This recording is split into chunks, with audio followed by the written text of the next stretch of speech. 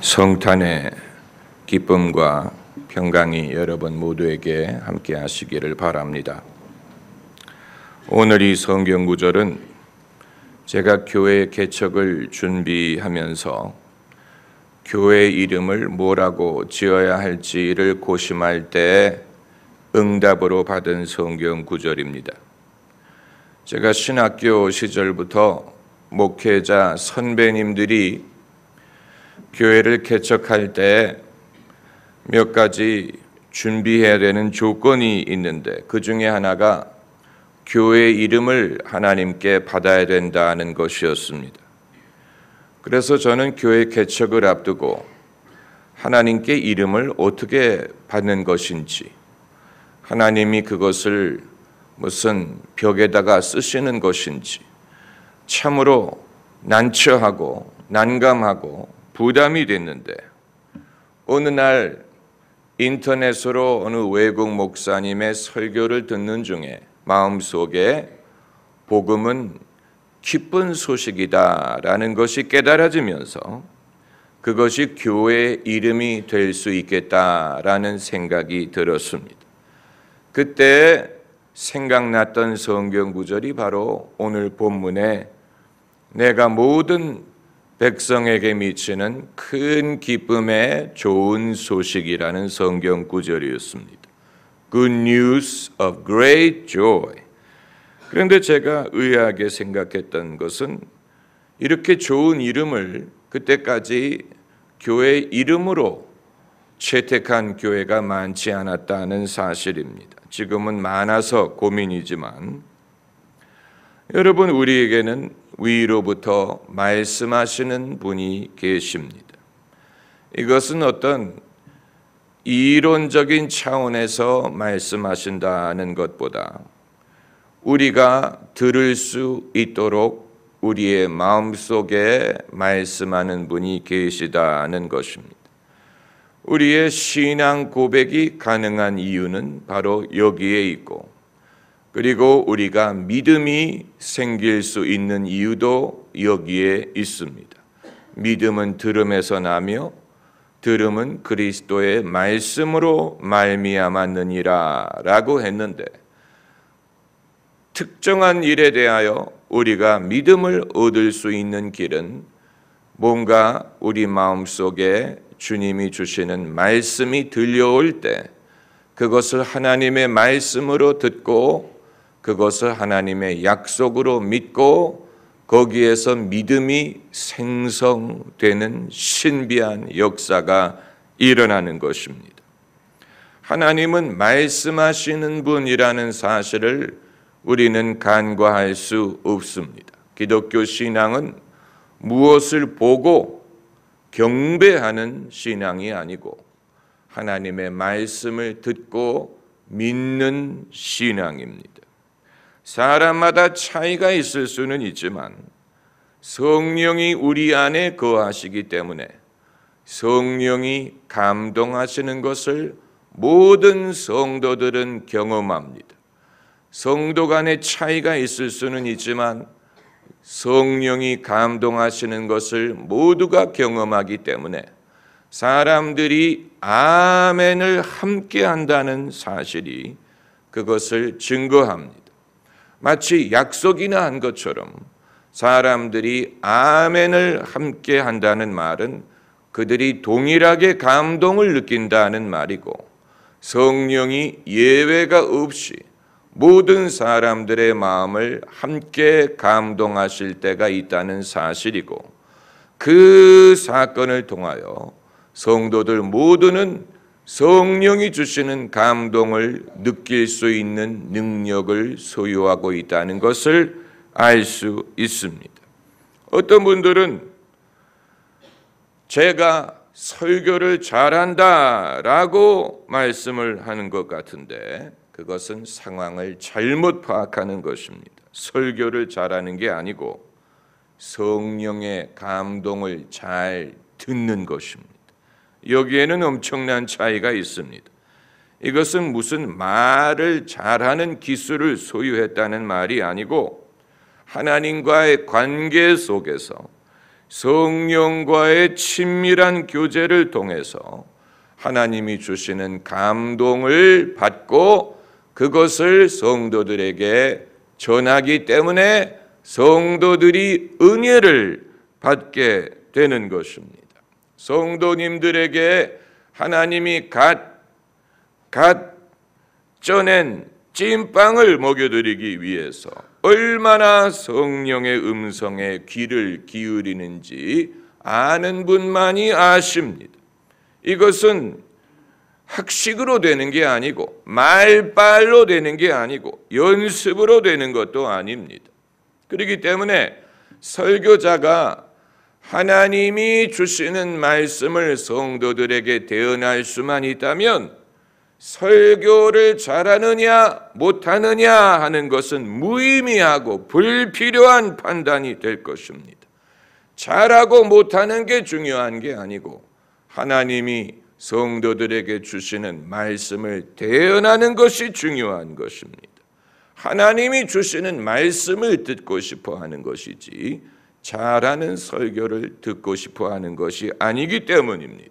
살리는 것은 영이니 육은 무익하다라고 했습니다. 사람의 영혼을 살리는 것은 하나님의 입에서 나오는 모든 말씀이 사람이 떡으로만 살 것이 아니요 하나님의 입으로 나오는 모든 말씀으로 살리라고 했습니다.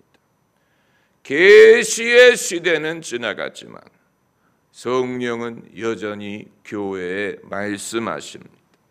계시의 시대가 지나갔다는 말은 무슨 말이냐? 성경 말씀에 준하는 권위를 가진 하나님의 계시는 끝났다는 말씀을 드리는 것입니다. 신약 성경이 완성되면서 성경 말씀의 권위에 준하는 계시는 완료되었습니다. 완성되었습니다. 이제 어느 누구도 성경의 복음과는 계시를 주장할 수 없고 만일 그렇게 하는 사람이 있다면 그 사람은 이단이거나 맛이 간 사람입니다. 그러나 성령은 여전히 교회에 말씀하십니다. 요한계시록에 7번 되풀이해서 성령이 교회에 하시는 말씀을 들을지어다. 이것은 성령과 교회가 파트너십을 이루었기 때문에 예수께서 세상에 다시 오시는 날까지 성령은 예수님의 신부인 교회와 함께 하시고 성령은 교회에 여전히 말씀하시고 감동을 주십니다.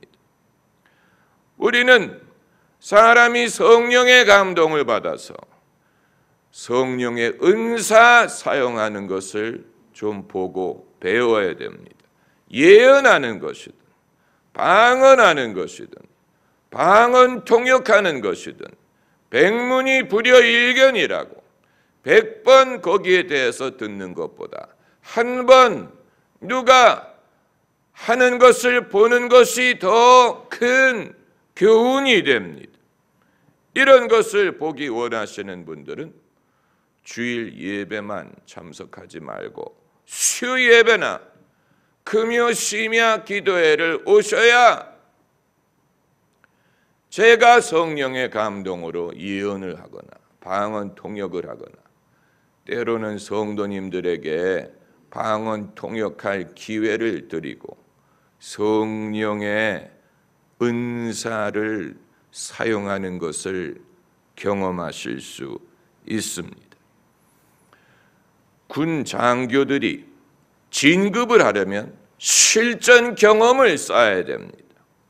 그렇기 때문에 우리 군의 장교들이 아프가니스탄이라든가 동티모르 같은 데에 파견되기를 원하는 이유는 실전 경험을 얻기 위해서입니다. 후방에만 앉아 있어서는 실전 경험을 쌓을 수가 없습니다. 마찬가지로 저는 우리 성도님들이 후방에만 앉아 계시지 말고 복음의 최전선에 자주 나가시기를 권해드립니다. 복음의 최전선이라 함은 복음이 사람의 영혼을 구원하는 영적인 역사가 벌어지는 최전선을 말하는 것입니다. 노방 전도하는 일, 복음의 최전선에 나가는 것입니다. 셀 모임을 인도하는 일, 주일학교 학생을 가르치는 일, 단기 선교를 가보는 일, 학교를 찾아가서 학생들에게 성경을 가르치는 일, 회사 직원들과 성경 공부를 하는 일, 이 모든 것은 복음의 최전선에 나가는 것입니다. 제가 주의 종으로 헌신을 했지만 아직 신학교에 입학하기 전에 저는 이제 주의 종으로 헌신했기 때문에 사역의 경험을 얻기 위해서 손이 근질근질했습니다. 그런데 토론토 부활의 교회 심상대 목사님이 저보고 신방을 가라고 했습니다. 신 목사님에게 신방 와서 안수기도를 해달라고 부탁한 가정이 있었는데 그 목사님이 못 가시기 때문에 저를 대신 보낸 것입니다. 저는 그 교회 교역자도 아니고 아직 신학생도 아니었는데 제가 그 목사님 기도원에 가서 자주 기도하고 그분의 영적인 이 가르침을 많이 받았기 때문에 그분이 저를 보냈어요. 그래서 저는 흥분이 되기도 하고 긴장이 돼서 잔뜩 기도하고 이제 그 집을 찾아갔습니다. 가보니까 국제 결혼을 한 가정이, 아내는 한국인이고 남편은 캐나다 남자예요. 결혼해서 산에 애가 있는데 이 애가 감기가 심하게 걸린 것입니다. 저는 정성을 다해서 기도를 해주고 나오려는데 그 집 남편은 술에 취해 있었어요. 아마 아들이 아프니까 속이 상해서 술에 취한 것 같아요. 근데 아내는 그런 남편이 속상해가지고 눈을 흘기고 있었어요. 근데 제가 나오려는데 그 남편이 고마비라도 주려고 주머니에서 지갑을 꺼내는 것을 제가 사양을 하고 나온 적이 있습니다. 제가 왜 이 말씀을 드리냐면 실전 경험을 처음 쌓은 순간이었기 때문입니다. 옛날에는 어디서 저보고 와서 설교를 해달라고 부탁을 받으면 신이 나고 긴장이 되고 마음이 두근거렸는데 지금은 어디 신방을 와달라, 와서 설교를 해달라고 하면 귀찮아요. 그러니까 얼마나 제가 많이 바뀌었습니까? 그때는 처음 하는 것이었지만 지금은 치였기 때문에 일에 치여서. 그럼에도 불구하고 여러분이 후방에만 앉아 계시면 성령이 역사하시는 게 어떤 것인지를 경험할 수 없습니다. 복음의 최전선, 성령이 역사하시는 곳에 있기 위하여 애를 쓰셔야 됩니다. 그래야 영혼을 구원하는 것이 어떤 것인지를 알 수 있습니다. 이번에 거리 전도를 하면서 제가 새삼스럽게 느낀 것은 거리마다 오고 가는 많은 사람들, 웃으면서 기다리는 크리스마스, 어른들도 아이들도 은종을 만들어 거리마다 오가는 사람들, 평소에 남이라고 생각하고 무관심했는데 거리 전도를 하면서 그들이 남이 아니라는 사실을 깨닫게 된 것입니다. 남이라고 생각하면 그들을 찾아갈 이유가 없지요. 남이라고 생각하면 무슨 애정을 느끼고 그들에게 복음을 전할 필요를 느끼겠습니까? 그러니까 평소에 얼마나 사람들과 감정적인 벽을 쌓고 사는지 그걸 제가 깨달은 것입니다. 예수님이 이런 사람들을 위해 찾아오셨는데 저는 예수님을 섬긴다고 하면서 사람들에 대해서 얼마나 무관심했는가를 생각을 했습니다. 여러분, 예수님의 복음 안에서는 남이 없습니다. 남이란 말이라는 그 말이 무의미합니다. 예수님이 고쳐주신 수많은 사람들은 다 남이었어요. 12의 혈루병 걸렸던 여인이나 12살 난 소녀나 바디메오나 수많은 사람, 나인성 과부의 아들, 귀신 들린 아들을 데리고 온 아버지, 수르보니게 여인, 38년 병자 되었던 사람, 전부 다 남이에요. 만약에 환자들 입장에서 나는 예수님을 모르기 때문에 그분을 찾아갈 수 없다고 생각한다면 아무도 낫지 못했을 것입니다. 그러나 그들은 하나님이 예수님과 함께 하신다는 것을 믿었기 때문에 만나본 적도 없는 예수님에게 옷에 손을 대는 사람이 있고, 만나본 적이 없는 예수님의 이름을 외치고 나를 불쌍히 여기소서라고 한 사람들이 있지요. 심지어 자녀의 떡을 취하여 개들에게 던짐이 마땅치 않다라고 예수님이 박대하시는데도 얼쏘이다마는 개들도 주인의 상에서 떨어지는 부스러기를 먹나이다라고 한 번도 뵌 적이 없는 예수님 앞에서 자신을 낮춘 여성도 있었습니다. 그러니까 둘 다 양쪽 다 서로 처음 만나는 사이지만 하나님의 구원을 목말라 한다는 점에 있어서는 남이 아닌 것이고, 하나님은 남을 통하여 이 사람들에게 부모도 해줄 수 없는 일, 가족도 해줄 수 없는 일을 해 주신 것입니다. 만일 우리 집은 원래 예수 믿는 집이 아니에요 라고 말씀하는 분이 계시다면, 우리가 원래 살던 방식대로 산다면 우리는 여전히 상투를 트고 살아야 되고 가마 타고 다녀야 되고, 그렇지 않습니까? 모든 좋은 일에는 시작이 있고 시작이 반이라고 했습니다. 시작을 못하는 게 문제예요. 이스라엘 백성이 애굽에서 나오지 못한 게 문제지. 일단 나온 다음에는 40년이 걸렸지만 400년 종살이한 것에 비교하면 40년은 아무것도 아니지요. 아무것도 아니에요. 우리 민족이 언제 세계 최고의 스마트폰을 만들 줄 알았고 세계 최고의 반도체 제조국이 될 줄 알았겠습니까?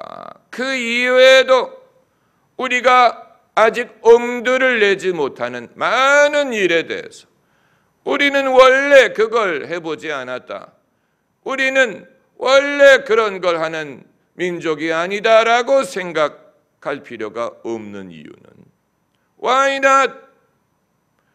누가 합니까? 앞으로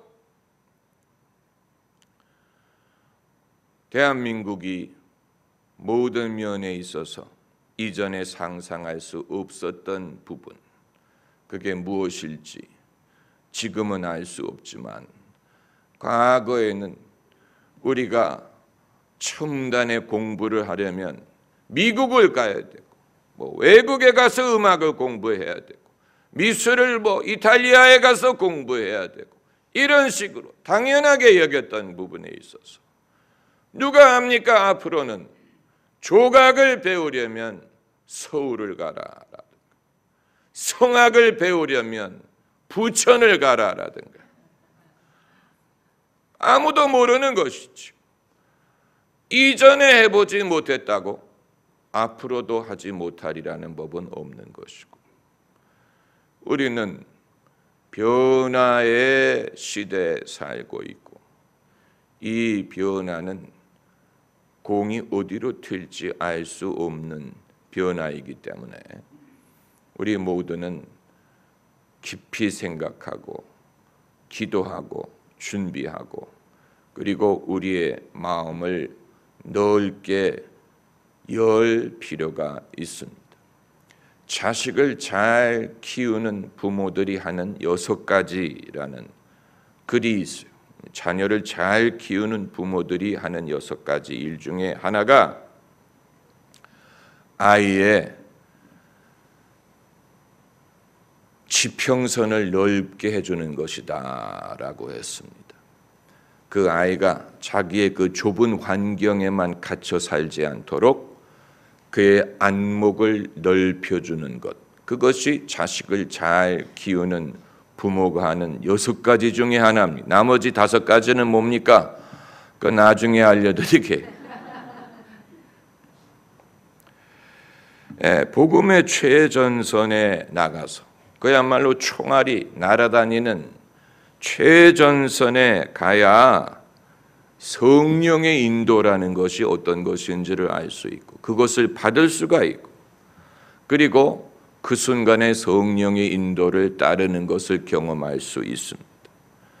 쇠가 뜨거울 때 두드리라는 말이 있는데 우리는 쇠가 뜨거울 때 두드리기보다는 교회가 경직이 될수록 쇠가 뜨거울 때 위원회를 소집하고 회의를 거쳐서 그것을 연구하고 토론하고 그러는 동안에 쇠가 식습니다. 쇠가 뜨거울 때 두드리는 게 아니고 교회가 경직이 되고 관료화될수록 거기에 대해서 의논하고 감론, 을박하고 그러는 동안에 성령의 감동은 식어버립니다. 오늘 성경 구절은 성탄절 때 가장 많이 인용되는 구절이지요. 천사들이 목자들에게 나타나서 메시아 탄생을 알린 구절입니다. 우리가 하도 많이 들어서 당연히 그러려니 이렇게 생각을 하지만 천사들이 목자에게 나타나서 제일 먼저 한 말이 뭡니까? 무서워 말라, 무서워 말라. 이게 신화가 아니고 실제 사건을 기록했다는 간접적인 증거는 천사가 제일 먼저 무서워 말라라고 말했다고 기록한 것입니다. 만약에 누가 지어낸 얘기라면 굳이 그런 말을 쓸 필요가 없죠. 그러나 이것을 쓴 이유는 천사들이 이 말을 할 필요가 있었기 때문, 사람들이 무서워했기 때문, 천사가 나타났기 때문에 무서워한 것이죠. 더 궁극적인 의미는 인간은 평소에 두려워하는 존재. 그렇기 때문에 하나님은 본문뿐만이 아니고 성경 다른 곳에서도 말씀하실 때 제일 먼저 하시는 말씀이 두려워 말라. 그 다음에 하시는 말씀은 염려하지 말라. 이것이 보여주는 것은 인간은 늘 두려워하고 염려하는 존재. 이것이 하나님의 뜻을 발견하는 데 걸림돌이 됩니다. 그렇기 때문에 무서워 말라. 그리고 내가 온 백성에게 미치는 큰 기쁨의 좋은 소식을 너희에게 전하노라. 좋은 소식을 들으려면 두려움을 극복해야 됩니다. 하나님의 뜻을 깨달으려면 염려를 버려야 됩니다. 사람의 염려, 무엇을 먹을까, 무엇을 마실까, 무엇을 입을까, 이방인처럼 하는 염려 때문에 하나님의 뜻을 알지 못합니다. 이 염려를 먼저 치워야 돼. 길을 뚫으려고 할 때 거기에 큰 바위가 있으면 바위를 옮겨야 되는 거죠. 하나님의 제시하시는 길을 뚫으려고 할 때 염려라는 바위를 치워야 돼. 두려움이라는 바위를 치워야 돼요. 그리고 큰 기쁨의 좋은 소식을 들을 준비가 되는 것입니다. 기도하십시다.